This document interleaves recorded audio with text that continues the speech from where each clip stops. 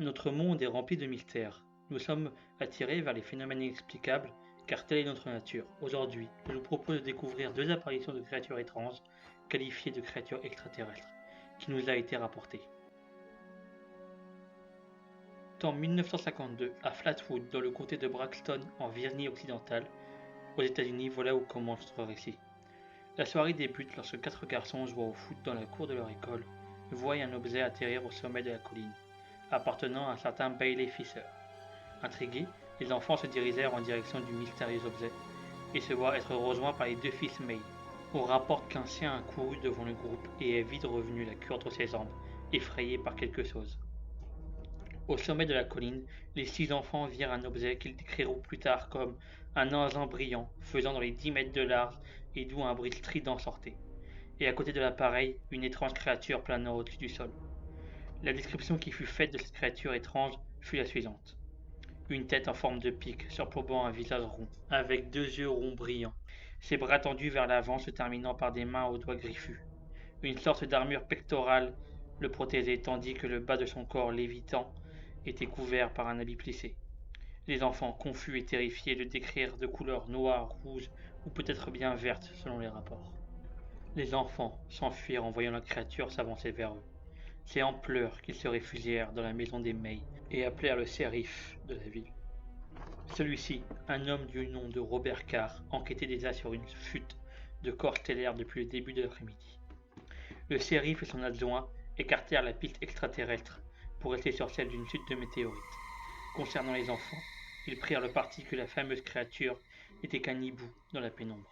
Cependant, la légende du monstre de Flatwood était née.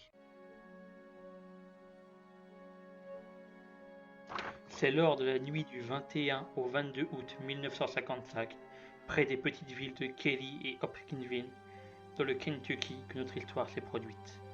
La famille Sutton, composée de 11 individus, ainsi qu'un de leurs amis du nom de Billy Ray Taylor, sont réunis dans la ferme familiale. C'est aux alentours de 19h, lorsque Billy sort à l'extérieur afin de puiser de l'eau, que le premier phénomène se produit. L'homme aperçut un objet métallique planant au-dessus de la ferme lentement, avant de disparaître derrière une colline. Terrorisé par cette vision, Billy court jusque dans la maison, afin de raconter ce qui vient de se passer sous ses yeux à la famille Sutton. Personne ne croira son histoire, et aucun ne prendra la peine de sortir à l'extérieur de la maison pour vérifier le ciel. C'est plusieurs minutes après que le chien de la famille qui se trouvait à l'extérieur se mit à aboyer comme si le diable lui-même était à ses trousses. Apeuré, il finit même par se terrer sous la maison. C'est après cela que Billy Ray et Lucky Sutton se décident à sortir de la demeure pour aller voir ce qu'il se passe. C'est là que les deux hommes tombent nez à nez avec une créature étrange et pour le moins terrifiante. De type humanoïde, mesurant près de 1 mètre, avec 2 grandes oreilles pointues et des yeux émettant une lumière jaune. Les deux hommes se retrouvèrent pris de panique en voyant l'étrange petit être s'avancer vers eux.